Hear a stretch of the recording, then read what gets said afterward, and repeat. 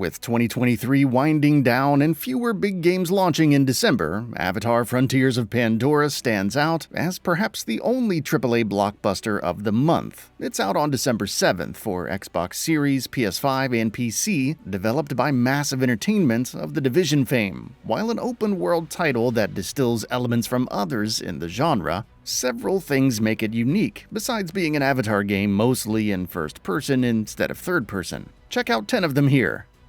Traversal methods.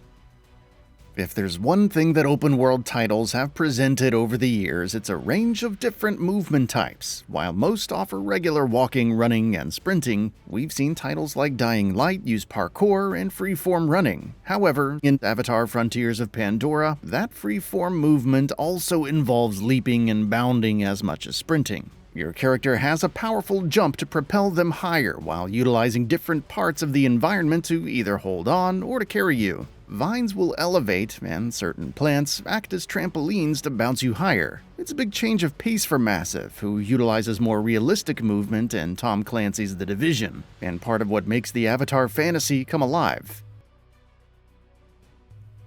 Sense and exploration.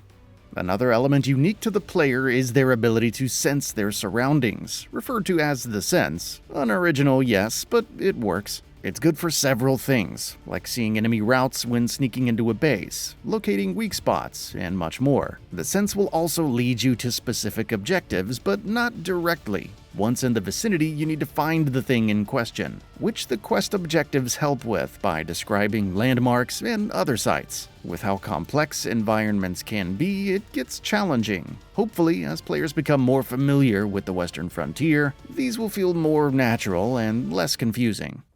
The map screen. The Western Frontier and how it's presented on the map is unique compared to most open-world titles. You won't find numerous icons littered about, and as Rock Paper Shotgun noted in their preview, any locations previously discovered aren't added to the map screen.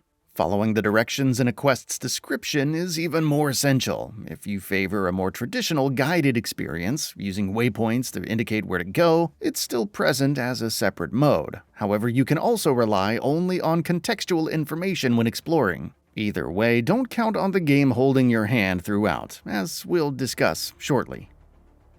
Hunting.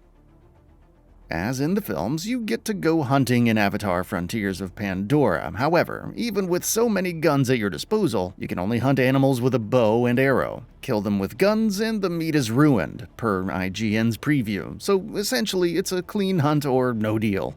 As a twist on the formula seen in titles like Far Cry and Red Dead Redemption 2, it's certainly interesting and should encourage players to opt for stealth and tracking their prey over going in guns blazing. The compendium helps locate specific creatures and highlights them in your sense. Restoring health. While we haven't seen it too much in other open-world titles, Skyrim featured scavenging for resources like fruits and other food which you eat to restore health. Avatar: Frontiers of Pandora is different, as harvesting fruit from Pandora and cooking them into meals can aid in your recovery. It also seems that you need to eat regularly, like in real life, or your recovery will take a hit, which is more akin to survival game mechanics. The same goes for your stamina, but that's not all, as Avatar boasts something unique from just about any open-world game in recent memory. Fruit harvesting minigame.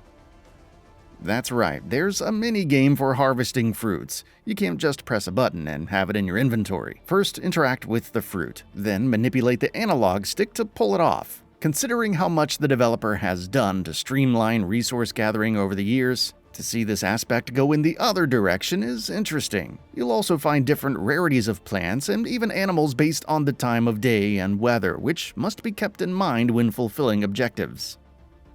RDA tagged animals. One of the side activities involves pursuing animals that the RDA has tagged with darts. However, those aren't to be hunted. Instead, you want to get in close and calm them down before removing the dart. Interestingly, it's not that difficult, at least based on previews. Whether you get any rewards is another matter, but hey, you're making a difference and doing what you should do to preserve the flow of nature. Two-player co-op. Several open-world titles have implemented co-op over the years, but not every game lets you play through the entire campaign with a friend. Even fewer, including Far Cry 6, let the host and their guests share progression. Avatar Frontiers of Pandora supports drop-in, drop-out co-op and character and story progression for anyone who joins your game.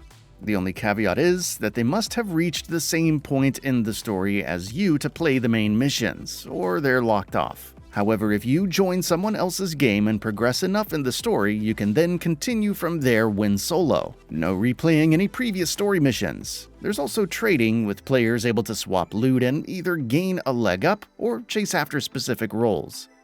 Dynamically changing environments. Another interesting bit from the PlayStation blog is how Pandora's environments can change dynamically. It describes in-game events creating large-scale world changes, with the RDA's clearing of forests and pollution affecting the nearby flora. It could mean that certain species of plants in a region will decay or die unless you clear out the RDA's presence. Once the pollution has stopped, nature should flourish again. We'll have to see it in action, but if true, it would be interesting to see if other events could impact the world's ecosystem.